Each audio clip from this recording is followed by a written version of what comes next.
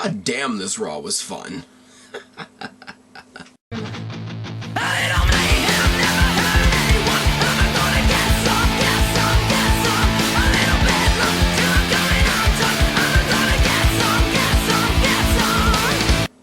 What's going on, everybody? It's your buddy, it's your pal, Spaz Phoenix, the YWC Reality Check, and here we are with the Raw review, with the post-Elimination Chamber Raw review. Before we get into Raw, what can I say about Elimination Chamber? I mean, Tag Team Chamber was interesting, Intercontinental Chamber, alright, you know, Ryback's the champion. I want to see where this goes. It could go somewhere good. I like the little nuance of all three members of New Day getting to be in the chamber because they helped out the Authority. That was a nice, neat little touch. And oh yeah, the age of Owens and Ambrose has begun. Oh, and fuck yes. 24 hours is way too long for me to wait to give all my thoughts on the Owens-Cena thing. Just goddamn. The only thing I will say, all due respect to Rollins and Ambrose, Cena Owens should have been the main event. I hate to say that because I hate normally things that come along that are above the main event, especially when they're not for a title. And yes, a couple years ago I would have complained about a John Cena match being above the main event. But John Cena of today is not the John Cena of a couple years ago, and the moment that we got with Cena versus Owens was absolutely fucking fantastic. And not to oversell Owens, and I don't want to give him the whole company on a silver platter in his first match, but Cena versus Owens really should have been the main event. I dare say it was a better match. That's going to get me shot by all the NXT fans and whatnot because it's Cena, but Owens is an NXT guy. I don't understand. All the controversy around Ambrose winning the belt and not really winning the belt, but leaving with the title anyways, and rah. I don't know whether it's coincidental or whether it's a dig at CM Punk or just or what, but it's great. Triple H on .com making fun of their crack security team, because clearly this is the first time anybody's left with the title that wasn't theirs. Going into tonight, coming off of the pre-show, we knew that the new Intercontinental Champion Ryback was going to have his first title defense tonight against The Miz. Gee, I wonder if The Miz has a chance. That Owens was going to be on Raw. Well, no shit. And that Orton was going to face Sheamus. So we have the return of the Viper, the return of the Apex Predator tonight on Raw. Obviously, to build Money in the Bank. I'm going to share a thought with you guys. I'm going to share a thought with you guys that's not going to be very popular. For years and years and years, we have said two things. There's way too much filler crap on Raw, and we shouldn't have so many pay-per-views. Now, Payback was the last pay-per-view that we had that had sort of that typical month build. They threw together Elimination Chamber in 2 weeks. They're throwing together Money in the Bank in 2 weeks. I dare suggest to all of you that the solution to our Monday Night Raw problem might not be less pay-per-views.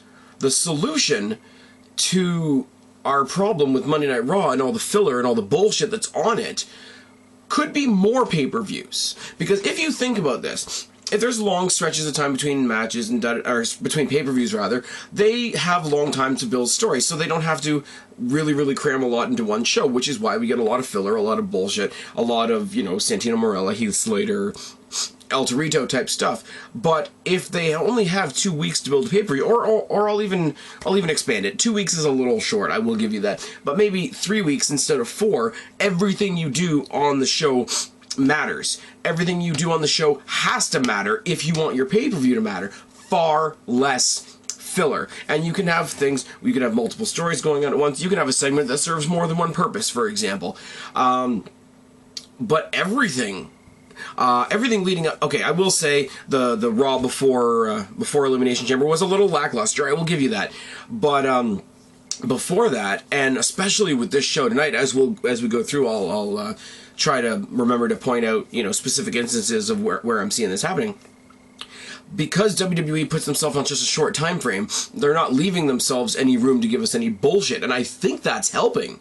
I know the YWC logic is it's all about the build, and you have to have lots of build. And I'm not even going to say who I'm making fun of there because it's obvious. If you know, you know.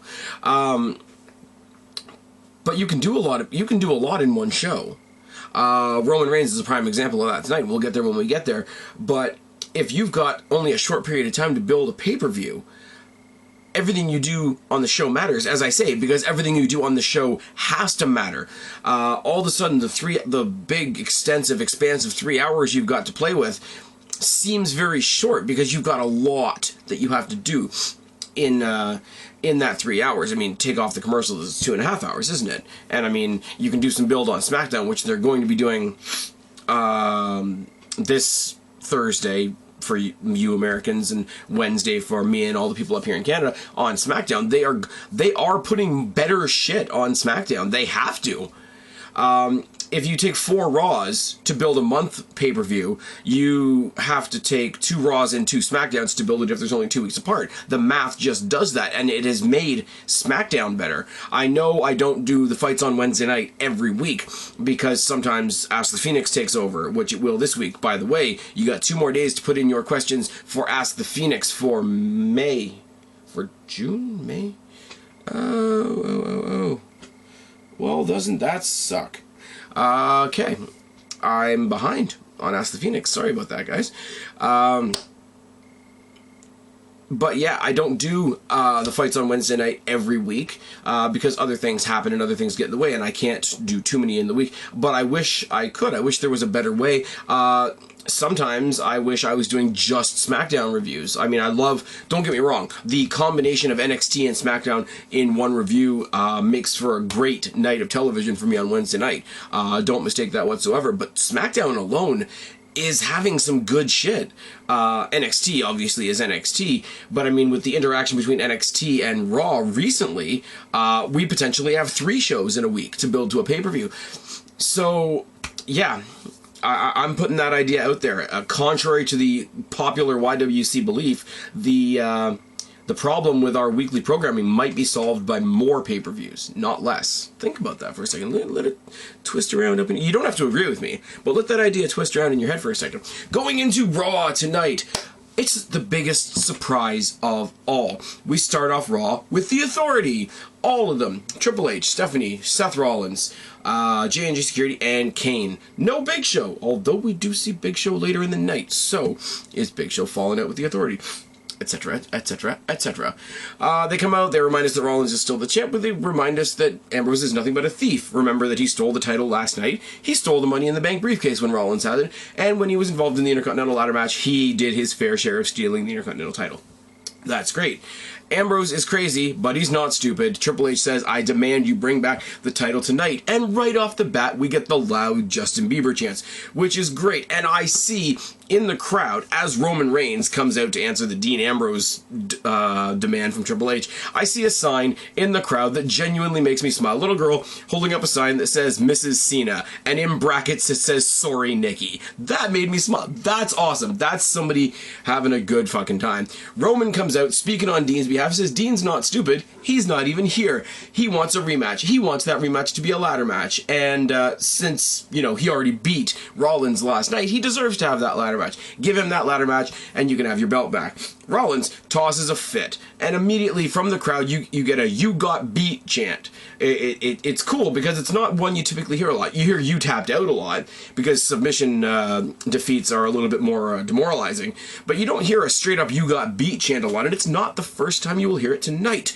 Awesome, awesome, awesome. Roman says, Dean beat ya. I beat ya. You haven't been cool since the Shield, and you are the worst WWE World Heavyweight Champion ever. Which, kayfabe-wise, I guess he's got a point there. Rollins freaks out. He has an absolute fucking fit, telling off Reigns and telling off his own fellow Authority people. Freaks out, says, I don't need J&J Security, I don't need Kane, I don't need the Authority. Tell Ambrose he's got his match, and he fucking bails. Triple H is trying to calm him down. He's kind of in Triple H's face, too, which is cool. I would like to see him separate from the Authority. Not turn face, just, fuck you, I don't need you guys, and still be a heel by himself. Triple H, thinks about going after Rollins and then doesn't, and then gets in Reigns' face and talks about how important Money in the Bank is. Seth Rollins knows how important Money in the Bank is. He stole your glory at WrestleMania. You think you're in not WrestleMania, not Royal Rumble, Money in the Bank. There we go. Third time's the charm. Come on. Got there in the end. If you lose your match tonight, if you lose your match coming up next, you are out of the Money in the Bank ladder match, and you will lose your opportunity once again. His match is against King Barrett, so you know that there's more coming than just this from the Authority, because King Barrett, let's be real, I will give King Barrett his due. He's awesome, but he's... in the world of wrestling, in the world of YWC, in the world of WWE, there's a big gap there, isn't it? Roll up by Barrett to start the match. An awkward snapmare by Barrett, and I don't know why it looks so awkward. It just does. It looks very clunky.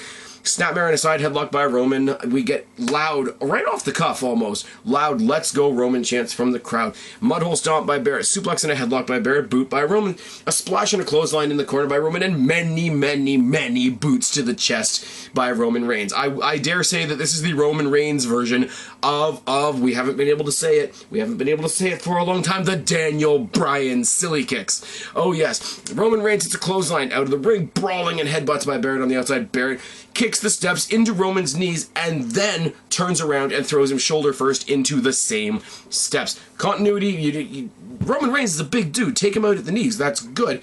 But then remind him about the steps that just got thrown at him by throwing him back into them. That's fantastic, and it takes us into commercial break. Back inside, Barrett rides a headlock because he's a bad guy, in case you need reminding. Roman Reigns eats a turnbuckle. Barrett works the midsection a lot. A posted surfboard stretch by Barrett looks pretty. You don't picture either of these guys whipping out submissions, but that looks pretty damn good. After we've had, time to admire the posted surfboard stretch, he just goes back to the standard headlock. Hey, remember, the last move that I did was pretty, but I'm still a bad guy. Headlock City, bitch. Boots by Barrett, Samoan drop by Roman. Both men trade punches and a clothesline by Roman. Multiple clothesline and a tackle in the corner by Roman. Winds of change by Barrett. The bullhammer is countered into a one-arm powerbomb by Roman Reigns, like Sin Cara does, but a lot stronger. Eye rake and a hangman by Barrett, but that just pisses Roman off. Gets him some, talk to Ultimate Warrior, get some rocket fuel for that spear. Spear by Roman Reigns. Roman Reigns gets the win. The Authority meets Roman Reigns in the back and says, that's only your first match of the night. Your next match will be later on against Mark Henry. And by the way, fuck you. We get an interview segment in the back. Nikki Bella talking about how much the championship means to her and how she doesn't know what's next, but she'll take on any challenge. Roddy Raw. Paige comes back and says... until Naomi thought she was relevant for 5 minutes and decided to fuck me out of my number one contendership, I won the Divas number one contendership match in my hometown, and I never got my title shot. There's a little bickering back and forth, and at the end of the day, we're getting a Divas title match later on tonight. Paige versus Nikki. It's a win-win situation, and hashtag bye Naomi. Oh, and fuck yes. Ryback comes out, talks about how he's proud to be the new Intercontinental Champion, and thanks to fans. Surprisingly loud Feed Me More chant. Ryback versus The Miz is supposed to be next, but as soon as they're both in the ring, the Big Show's music hits. Big Show comes out, enters the arena, enters the ring, knocks out The Miz, and says, if anybody's going to beat you for the Intercontinental Championship, it's going to be me. You call yourself the big guy, but you've got nothing on the Big Show. Clever wordplay is not intimidating, Big Show, but I guess we're going to get Big Show versus Ryback not King of the Ring, at Money in the Bank. I will say, while this is kind of a cool visual seeing these two guys head to head, and whatever you think about Ryback and whatever you think about Ryback being the Intercontinental Champion, he deserves better than the Big Show. I'm just putting that out there. Kevin Owens comes out. They talk about the fact that we're getting Cena Owens 2 at Money in the Bank. He talks about, very simply, I don't know why people think I'm a bad guy. I just do what I say I'm going to do.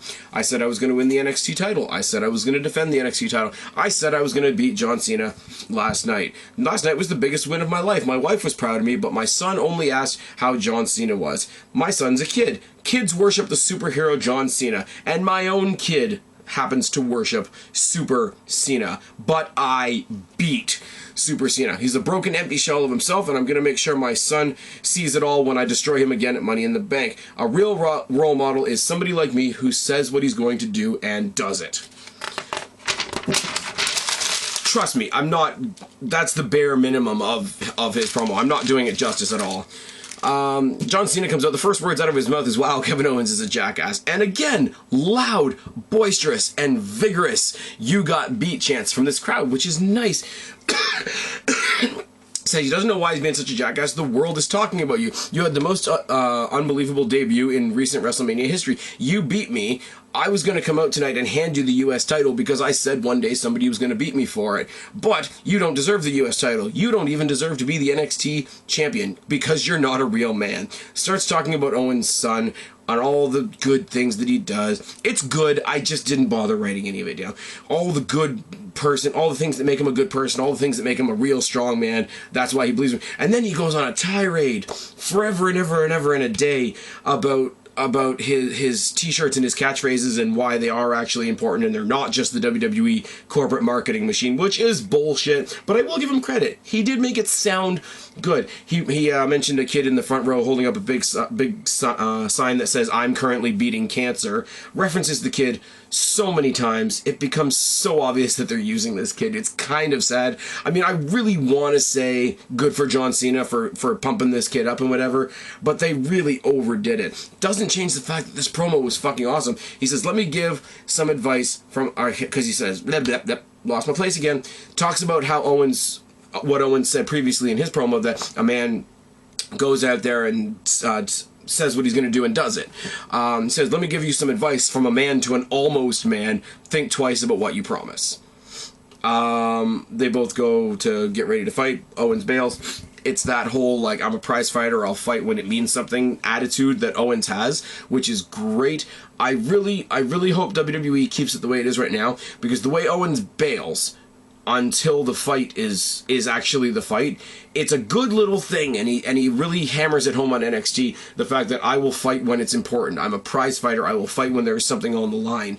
I really hope that they keep that mentality strong so that Owens doesn't come across like a cowardly heel, because I can see some people that are not familiar with the Indies and not familiar with NXT. I'm not going to sit here and wave the NXT flag like some people do, but I can see some people that aren't familiar with Kevin Owens as much seeing this as typical cowardly heel shit, and I really hope WWE keeps doing a good job of making that distinction, because he's not a cowardly heel. He fucking destroyed Cena clean by himself at a pay-per-view. There's no reason at all for him to be a cowardly heel. This was great from both guys, and I will say, no, I still don't like Cena. Cena is not who I choose to have on my television screen, but Cena, since WrestleMania, let's be realistic, since he ended his feud with Rusev, has been doing awesome shit. And it's not just the fact that he's going out there making all the guys from NXT look good, making Owens look good, making Neville look good, making Zayn look good, everybody else that's answered the open challenge. Not only that, he's looking better himself, which is really good. I said on Twitter, and I said to a couple people on Twitter, I think Kristen, who you guys would remember from my recent sets of preview panels and all that, we were talking about it a little bit, and I said on Twitter very openly, I think Kevin Owens was the rival that Cena needed, because Kevin Owens in this feud, even though they've only had one match and a couple of interactions, he's bringing something out of Cena, and it's fucking awesome and good for him. And when was the last time we were this excited about a Cena match, let alone a rematch of a Cena match? It's all fucking good. To keep on building the Money in the Bank ladder match with the competitors that we have so far, we had Kofi Kingston of the New Day taking on Dolph Ziggler. Dolph Ziggler leaves his new lady Lana on the top of the rampway there, which is good. I guess it's chivalrous. She doesn't want, to get in the way or whatever the case may be. To Other than the whole New Day gimmick, two really popular wrestlers, so the crowd's popping a lot for all this. Collar and elbow tie-up, a roll-up by Dolph, a headlock by Dolph, a dropkick by Dolph, and a corner splash. Boots by Kofi, who rides a headlock for a long time because much like other heels, they need to remind us that they're heels. Jawjacker by Dolph, a splash and a neckbreaker by Dolph, a jumping spike DDT that literally made Kofi Kingston bounce on his head. Here, thing of redoxin. Here's Kofi. Here's Kofi taking the DDT. Boom, boom. Spiked him on his head. Kofi Kingston is dead. The ghost of Kofi Kingston finished this match. New Day gets up for a distraction. Kofi rolls up with the tights. Ziggler says, hey, anything you can do, I can do better. Reverses the roll up using the tights and gets the win. New Day start a beatdown on Ziggler. He gets rescued by the Primetime Players. And I think this is my thought going into commercial break was this was great. Two guys from the Money in the Bank ladder match are fighting each other. That builds towards the ladder match. And Primetime Players who are back, who are new, who are getting a sort of an invigorated push in their own careers, get to build story with the rest of the New Day so they can get another future title shot down the line.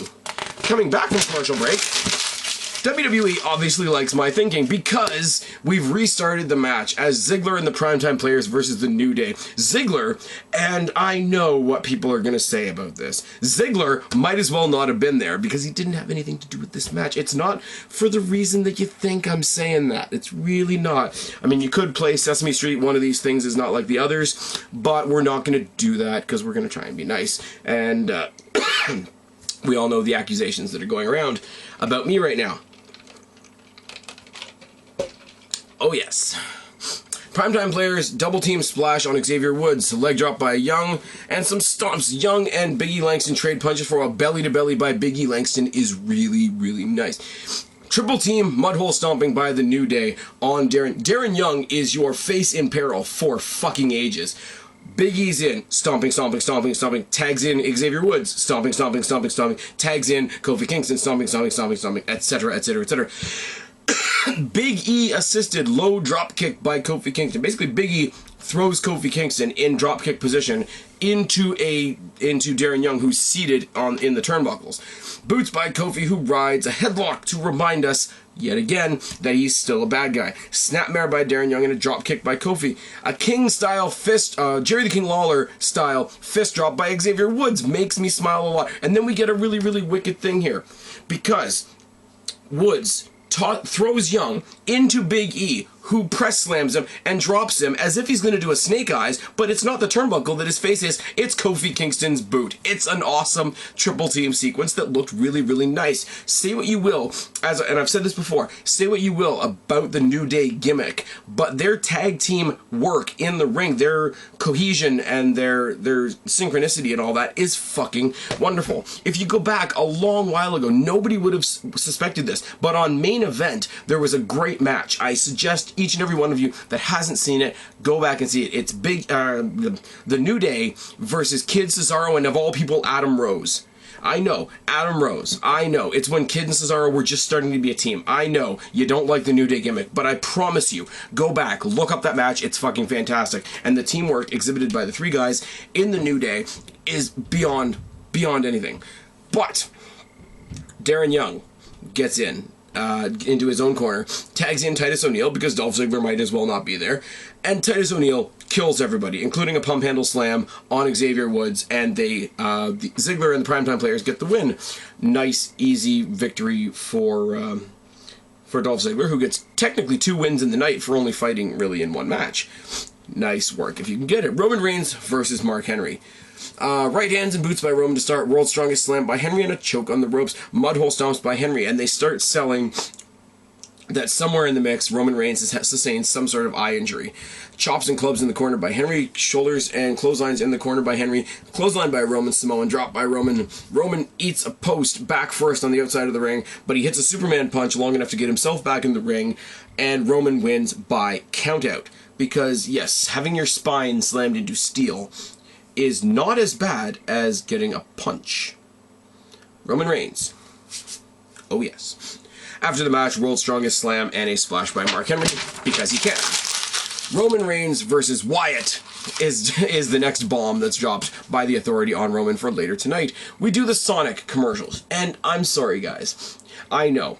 As a long-time wrestling fan, I should hate this. I really should. It's the Mega Powers, Macho Mandow and Axelmania. It's the New Day, it's Big Show, and they're doing these really, really bad Sonic commercials. And you know what? Yeah, it's shit. Okay, fine, whatever. But take your analyst cap off for just... Yeah, by the way, every time I cut my hair, somebody accuses me that I'm trying to be CM Punk. I don't look anything like CM Punk. I'm pretty sure that CM Punk would be offended if he heard that comparison, not gonna lie.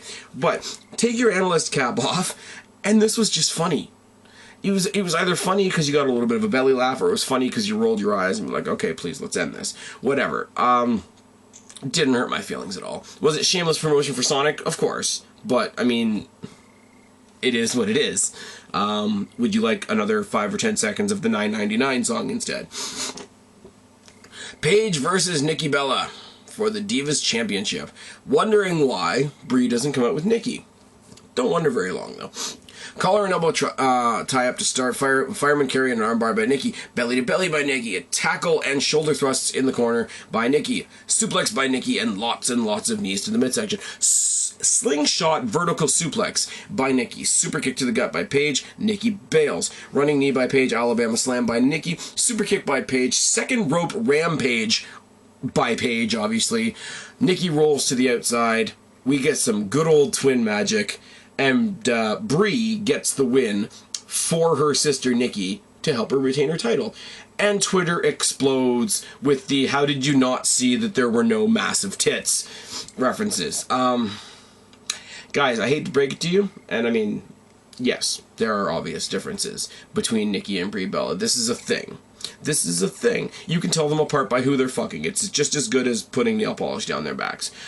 But WWE, in its PG era, is not going to say, "Oh my god, small tits, wait, that's Brie, not Nikki. Where's the tits?" As adults, we're all going to do it. And they might do a little bit of tongue-in-cheek humor in it, but they're not going to make that the basis of overturning a decision, etc., etc., etc. They're not going to acknowledge that in storyline because it's a PG product. Now, do I agree with that? Fuck no. But, I mean, be realistic. Just be realistic. I mean, they're going throwback, they're going old school. Obviously, the Bellas are going back to being heels now that the disgrace known as Naomi is out of the title picture, which is fine by me. So they're going old school, they're going throwback, they're going back to using the Bella twin magic, which is fine by me. Brie gets the win, even though she's not in the match. Fantastic. Orton versus Sheamus to further build the Money in the Bank ladder match. Again, as most matches do, we start with a collar and elbow tie, and an arm drag and an arm submission hold by Sheamus. Headlock by Orton and a roll-up by Sheamus, and a roll-up by Orton. You know, again, with the theme of the night, anything you can do, I can do better. Sheamus rides a headlock, because he too is a bad guy, and a shoulder tackle, running elbow by Orton and an uppercut. Both men trade punches, because they do. Orton, clothesline over the top to the outside, trading more punches on the outside, because that's what they do.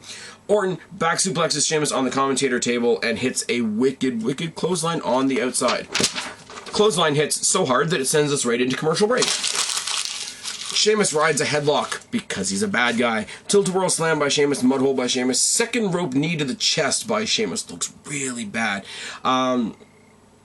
And when I say really bad, I mean really, like, it looks effective. The commentary says it's to the shoulder. It didn't really look like it, but okay. Back suplex by Orton, hangman by Sheamus, rolling clotheslines and a snap slam by Orton, T-bone suplex by Orton, and it's nice. Suspension DDT after a couple of attempts that failed. Sheamus goes for the brogue kick, but hits the knee, so I guess Sheamus gets the brogue knee.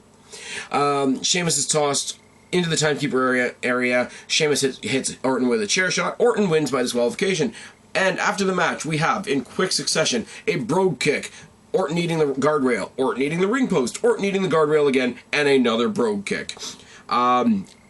This match was great. Orton we haven't seen in a bit. He looked good in the match. Sheamus gets to look wicked strong with the beatdown after the match. It's all good. And typically, if you're building towards a match at a pay-per-view, you would want somebody to get a strong win. But they're building towards a multi-person match that is no disqualification, so the brawling, the guardrail, the chair shots, the shenanigans outside the ring makes sense in this context, in the context of Money in the Bank, because, hey, guys, look what you can look forward to in 2 weeks on the WWE Network for only $9.99. Kevin Owens is going to take a chapter out of the John Cena book, and he's going to have an NXT Championship Open Challenge on SmackDown. Sounds great. I don't know how I feel about that, to be honest. Bo Dallas versus Neville. Neville is pissed off. He goes to do one of his motivational speeches. He says one line, and it's just in his weird rapey voice. He's like, "I did try to help you. Now I just want to hurt you." And he does. Bo Dallas looking really pissed off at the beginning of this match. Boots and a beatdown to Dallas. Boots and a beatdown by Dallas mauls Neville in the corner and tosses him right out of the ring. And when I say tosses him out of the ring, I don't mean the typical like shoves him over the top rope. He literally throws him, because Neville's not the biggest guy in the world. Clothesline and some beats and some punches and some kicks and all the good stuff on the outside. All the time he's just screaming at Neville. Just screaming. He's going nuts. It's great. Get back in the ring, and he holds him down continuously with sort of a reverse European, or sorry, it looks like a reverse, like almost a chancery type thing, but without. Okay, how can I say this? Anybody who watches TNA and knows who Austin Aries is. Imagine the front chancery without him bridging into it. That's basically what he did. JBL really vaguely refers to it as a European headlock. Holds him in it for a while. He tries to escape, locks it back down. I like shit like that. They should do more shit like that. You know, you're in a hold, and eventually you break it. Okay, fine. You're in a hold, you struggle, almost break it, lock back down, and show the viciousness of the heel. So the third or fourth attempt, when the babyface does break out, it looks great, and this one did. Neville finally does get out, hits quick crossbody, and a lot of kicks. I will say once again, almost the Daniel Bryan memorial silly kicks. Oh yes, but it's Neville. He's the one getting the push right now, so a boot in the red arrow, get the win for him. Honestly, I wouldn't mind if they continue this feud through the pay-per-view. Have Bo Dallas cost Neville the Money in the Bank briefcase, because I don't think he's going to win anyway. Have that spill into a beatdown in the back or whatever. Could be good, and especially if Bo Dallas is having his fake positivity finally break down, it could lead to the rumors that we've heard about the Wyatt family. It could lead to a lot of things. Could lead to a lot of really, really good things. Roman Reigns versus Bray Wyatt is your main event. No Authority in the main event. No John Cena in the main event. So everybody should be happy, right? Oh, this is the YWC, isn't it? Trade punches right away, and Wyatt eats turnbuckles a lot. Wyatt beats down Roman, hits him with a really sort of like two-handed throat thrust, which looks like it would hurt. I wouldn't want it to happen to me. Uppercut by Roman, and we see the Authority show up on stage. They trade some more punches. Wyatt hits that basically crossbody, like throws himself tackle thing that he does that looks really good. Clotheslines on the outside by Wyatt. You know, every time you hit the ground outside, it makes that nice little smack there. Especially with the bigger guys, they hit the ground. It's just that thud. It's not even the smack that you get from hitting a ring. It's just when you hit the ground, it's just that thud, and it's so fucking good. They trade some more punches, and Wyatt, this is the night of DDTs. Wyatt hits an absolutely disgusting looking downward DDT on the apron edge.